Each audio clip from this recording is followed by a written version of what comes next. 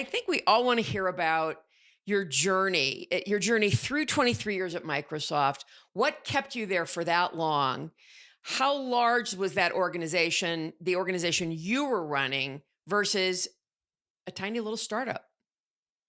Yeah, I actually had a third job, Carol. I shoveled snow when I was a kid in Chicago, so that was something else. But Yeah, but yes, I left Brandeis after my third year at Brandeis. I was fortunate enough to get a summer internship at Microsoft. got it.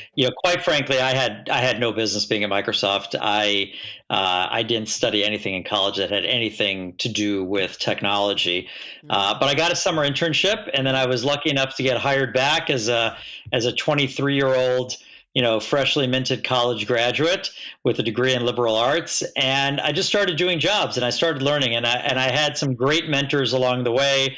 I had an individual who I'm still in touch with, unfortunately, not frequently enough, named Carl Gullidge, who used to say to me, help empower other people to be successful and they'll empower you to be successful. And I think yeah. it was through finding different mentors and being very lucky to have individuals put me in jobs and take bets on me. The first person who did was a guy named Rick Thompson, who led the organization that I first joined. I was a product manager Mhm. for the Microsoft mouse and the Microsoft keyboard, and he took a bet on me when probably a lot of other people wouldn't have. Yeah. And I just sort of tried to stack one success on top of the other, and continue learning and continue moving on. Someone told me once that your initial years at Microsoft, you should just view it as sort of the continuation of your college career. You're just taking more classes and you're Mhm. eventually trying to develop a master's and a PhD Right. in some subject. I think the big sort of break for me, if you will, or the big aha moment was I had a manager named John Pereira who went over to work in Europe, and he said, I think you'd really like the whole abroad work. So my first job working abroad was I moved to Munich, and I was running the server and tools business for Microsoft in Central and Eastern Europe. So we had Mm. product managers and folks all across 20 some odd countries of Eastern Europe, Russia, Czech Republic, Estonia, Wow. Bulgaria. And I drove that business, and it was really my first time living abroad for work. And I learned a lot. I grew, professionally, certainly, Mhm. but also I grew personally. And learning how to get things done, going to a bank in Germany, going to a grocery store where you don't speak the language, having to get gas in your car, things like that. So I really got hooked by that. I felt that that was something I could be uniquely good at, doing sales and marketing outside. But I sort of had this knowledge of Microsoft corporate headquarters that I could maybe bring into Microsoft's Mhm. field. And sort of through that, I lived in Munich for a while. I lived in Moscow for a bit, doing the same thing. I lived in the Czech Republic for a bit as well. Really, all because people gave me opportunities, Mhm. and I then came back to the U.S.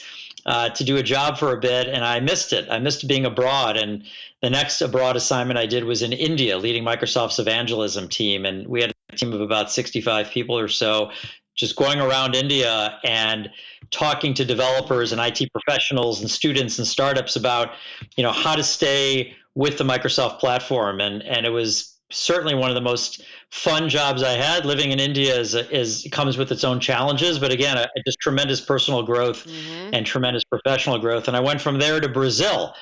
In Brazil, I was leading marketing and operations, and I showed up in Brazil as the president was getting ready to be impeached, as the largest corruption scandal in the country, something known as Lava Jato, was starting.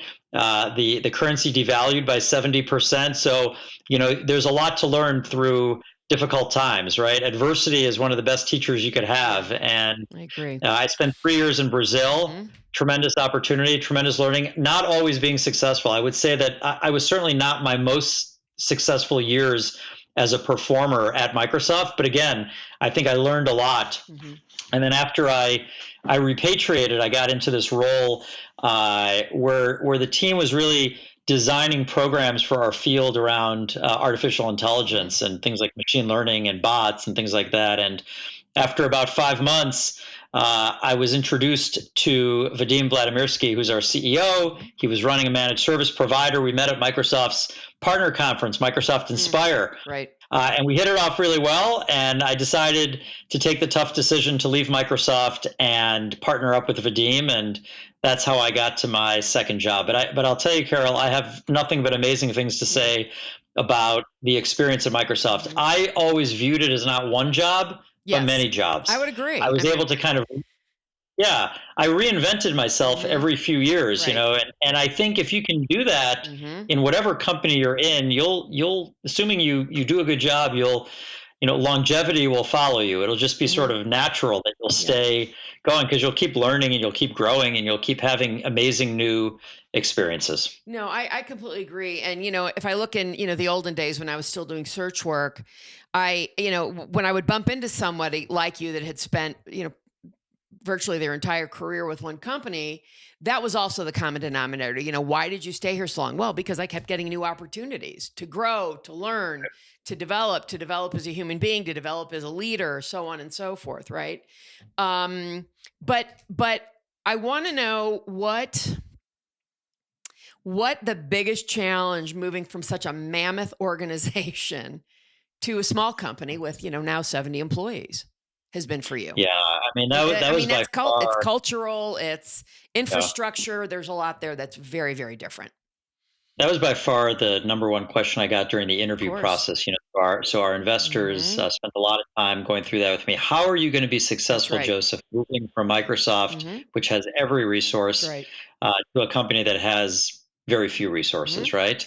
And there were times during the interviews where I said things like, "And do you know that I moved to India and I figured out a way to crawl around India and be successful there?" I sort of feel like I could be successful doing that, at a smaller company. But specifically, Carol, I would say there's of course the initial shock that you're moving from a company that has endless numbers of people that can help you do things to a company where you're really starting at the beginning and doing everything yourself. Right. And that could be. It could feel lonely. It could feel challenging. But if you get excited by those kind of things, it's a huge opportunity because you have the opportunity to craft things the way you want it. I sort of looked back at my career at Microsoft and thought, how many times was I able to really own something and run it like I own it? That's a hard thing. I got advice from an old manager, a good friend of mine, Tyler Bryson. He used to tell me, run it like you own it. And I would try to do that. And there are times I could do that and other times I couldn't.